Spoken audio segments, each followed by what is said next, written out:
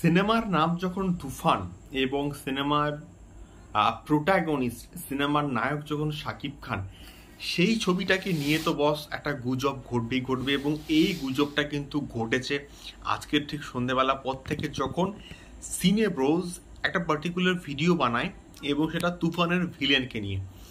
Hello guys, আমি Deep and welcome back to my channel. So এখন আমি এই ভিডিওর মধ্যে কথা বলবো তুফানের ভিলেনকে নিয়ে। সো যবে থেকে তুফানের একটা অ্যানাউন্সমেন্ট হয়েছে না, তবে থেকে তুফানের ভিলেন এক্স্যাক্টলি কে হবে, তুফানের ভিলেন যিশু সেনগুপ্ত, তারপরে আফরান নিশো, আরও অনেকের কথা কিন্তু উঠে এসছে।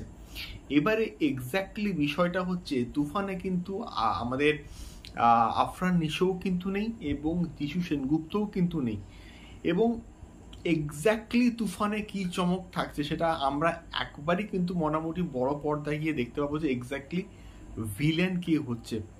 আদৌ কি কোনো ভিলেন থাকছে নাকি শাকিব খান নিজেই যেহেতু গ্যাংস্টার নিজেই ভিলেন, এটা কিন্তু আমরা বড় পর্দায় গিয়ে তো দেখতে পাবোই।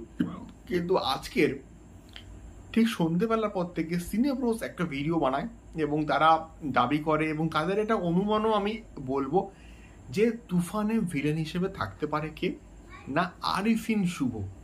এবং একটা ভিডিও তারা দেখায় তাদের ভিডিওর মধ্যে এবং একটা স্টিল ইমেজও কিন্তু মোটামুটি দেখায়।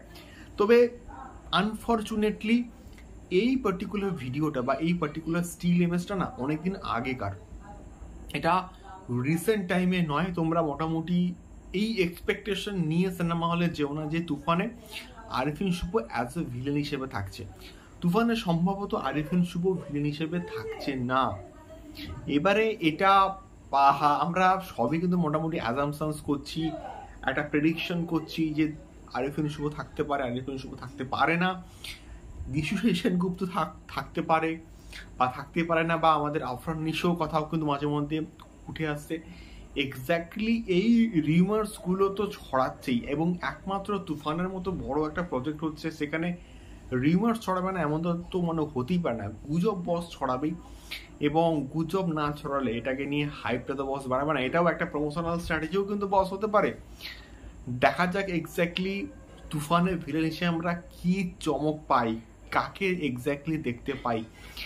আমাদের অপেক্ষা কিন্তু করতেই হবে কুরবানি ঈদ অবধি, এবং যেটুকু আপডেট আমাদের ওয়েস্ট বেঙ্গলে কুরবানি ঈদের ঠিক এক সপ্তাহ পরেই হচ্ছে মুক্তি পাবে আমাদের তুফান আমাদের ওয়েস্ট বেঙ্গলে, এমনটাও কিন্তু মোটামুটি আপডেট উঠে আসছে।